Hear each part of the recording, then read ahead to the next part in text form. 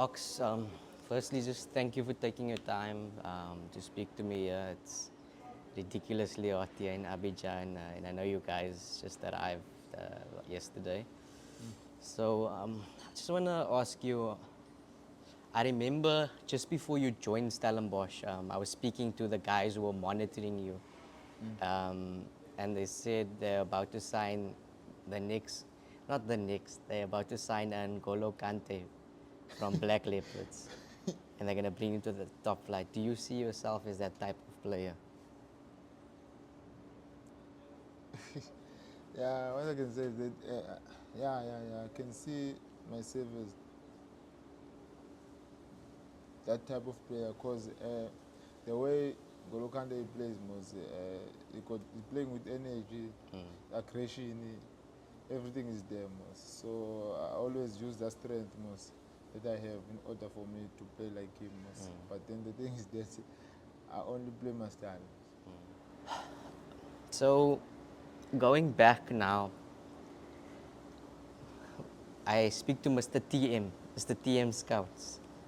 Is he the guy who discovered you, firstly? Did he discover you? Yeah, he did discover me, most, from there was this tournament at Escort where I'm from. But that's my second question. He showed me some images of you in 2018 or 2019. It was like 2019. a Kasi tournament. You were wearing a Germany sweater. Yeah. And you were probably in your mid-20s. So I just want to know, like, did you play for an academy or any professional setups before he discovered you? No, I wasn't playing for any professionally. I wasn't on an academy. I never went there, most. So I was, by that time I was working, most. I was working while playing tournaments. Doing what?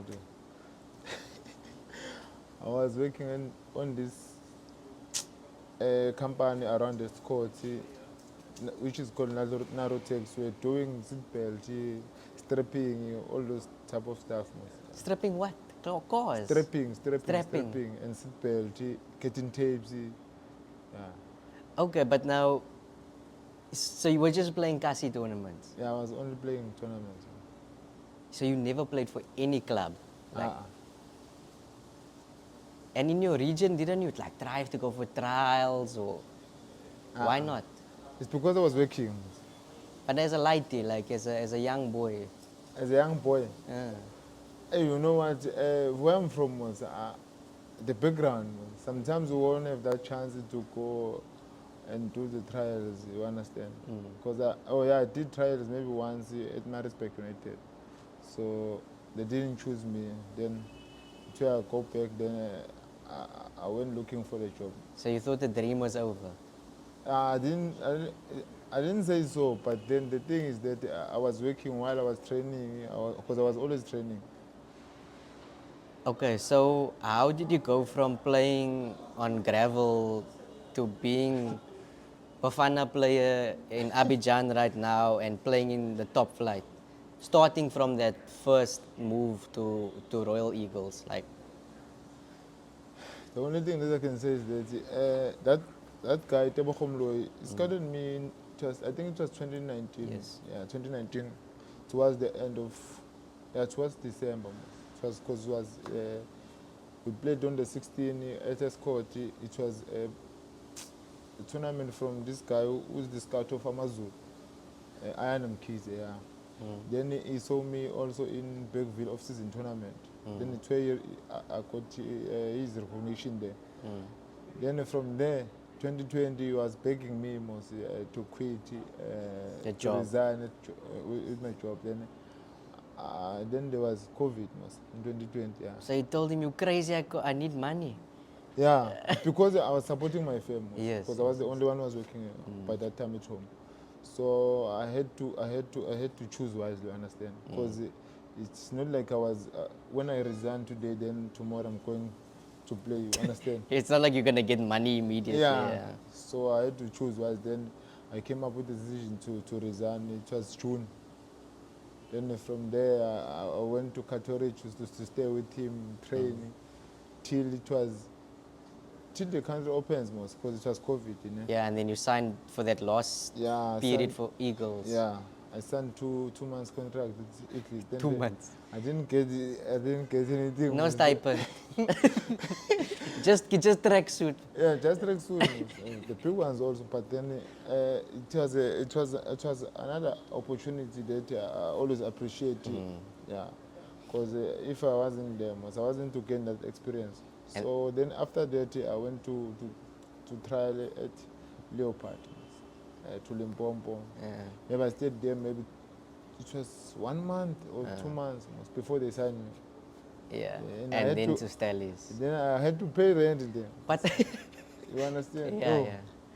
Because I wasn't working by the time. So Yeah. I had to pay 30 rand for 1 night. Each and every day, 30 rand, 30 rand, 30 rand, 30 rand. Did Then it look after did that- it look like this hotel? Yeah. It was bad. It was too bad, too bad. But Okay. then, While you were doing the trials. yeah, when I was doing the trials, so then after that, it was Stellenbosch. And I will always appreciate the opportunity that Leopard gave me because it was an honor to be on that team. It was an honor to work with that chairman, Mr. Tidiera himself. Then after that, Stellies. But you requested- played one season in the I Absa played one- Prem, no? Or DSTV It Prem. was DSTV. Mm. Then I played 1 season. Then I played also half season Relegated. in Yeah. NFT. Then after that, I went to Stellenbosch. Stellies, It yeah. was last year. Yeah, I think it was last year. Yeah. Yeah, I think everybody knows since then what's happened since you joined Stellenbosch. I think the hype was real, and it started, I think, from, people already warning me to say, hey, this guy's going to come in and add quality, because Stellies really needed a 6 at the time.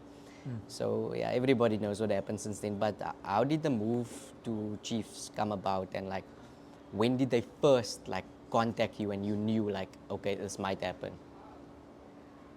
And what I can say is that they first contacted me. It was maybe a week before the window closes. This window. So there was never any phone call, nothing. It's just that I always chill with my agent, even if they phone most. They must talk to him. I don't want those interruptions. You understand? Okay. So for me, I would only want something that is solid to understand. So then they contacted me just because they were aware that they might sign me. So yeah. So it was 1 week before the Yeah. window closed. So they were speaking to my agent and speaking to the club because I wasn't allowed to talk to them while I was in contract with Stellenbosch. You understand? But the window was quite long, right? So in that period of, like, the window opening and closing,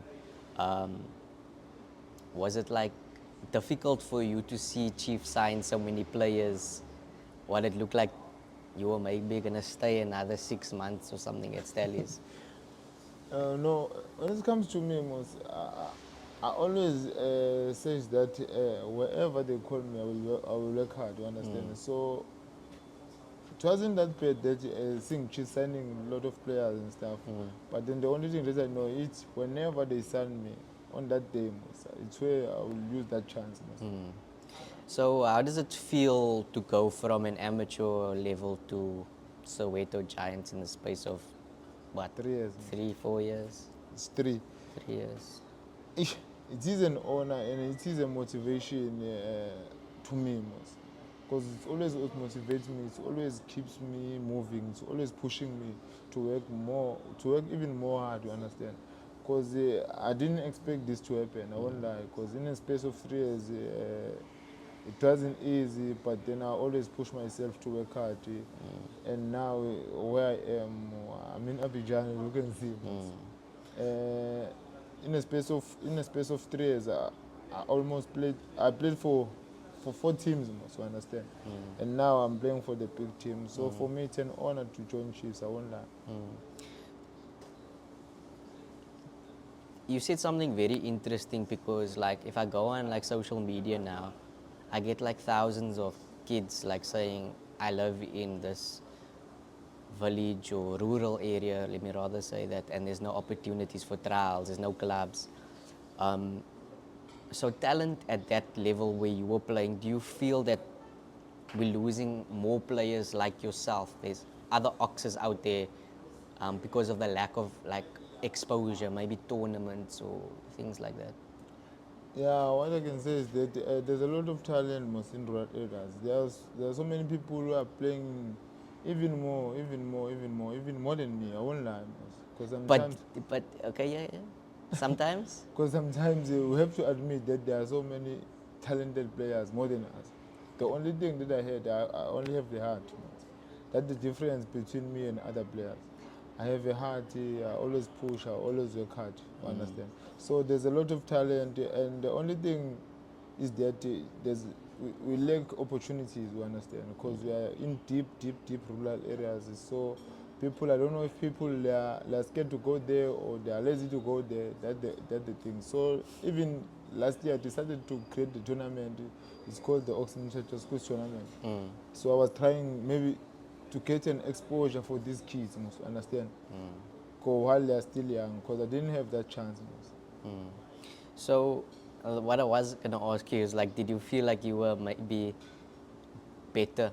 Like, maybe I'm destined for a better level. Like, were you performing at that level where you were like, I'm better than this?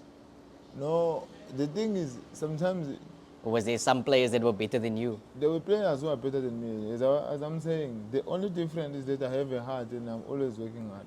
Sometimes hard work beats talent, you understand? Yeah. Yeah. So, how difficult was it to leave Stallies, and did you realize how much Chiefs admired you, like before you left? Uh, it wasn't easy to leave Stellies, you understand? It wasn't easy, it wasn't an easy thing. Even now, I'm trying to push myself and to forget about, and to make sure that now I'm focusing on Chiefs, because even now, Stellenbosch still reigns on my head. But then it's because of the memories that I've made with them. So for now, I have to open the new leaf, you understand? AFCON's coming around the corner. Obviously, need to do well at club level because it'll be crucial to be part of this very competitive squad. And your first two games, maybe not how you wanted to see it, not getting the results yet. Um, is that in your mind that you need to really do well at Chiefs to be part of this team? Yeah. The only thing that I have to do is to continue to bring that all the people that they know. Understand? I must continue working hard in order to get that recognition from the coach, in order for me to be there in AFCON. Do you think that you have a place in this national team based on the competition? You've seen who's played before you, who's in here, and Hugo takes four midfielders only. The only thing that I can say is that there will always be a competition. So it's all up to me to overcome that, to overcome those guys who are playing right now, who are currently the first lineup. Understand? So for me, what I can say is that I must work hard in order for me to be on that lineup. So is there anything that, since you've come into the national team, that surprised you? Maybe level of quality of certain players, something like that? No, the only thing that I can say and appreciate is that the guys they're always, there's this unity, there's this togetherness. Even though that we on our last game we didn't get the result, but then the togetherness is there, the unity is there. It's just that we didn't manage to get those results. What do you hope to achieve with Chiefs and potentially Bafana over the next 12 months? Hope? Anything? With Chiefs, the only thing that I need is to get that consistency of winning games to win trophies. You understand? And as for Bafana Bafana, there are only two things that we need right now to qualify. We have to play for qualifiers, and we need to qualify for World Cup. And we are playing AFCON next year, so the aim is to win the AFCON. Thank you very much for your time. I really appreciate it. Thanks a lot.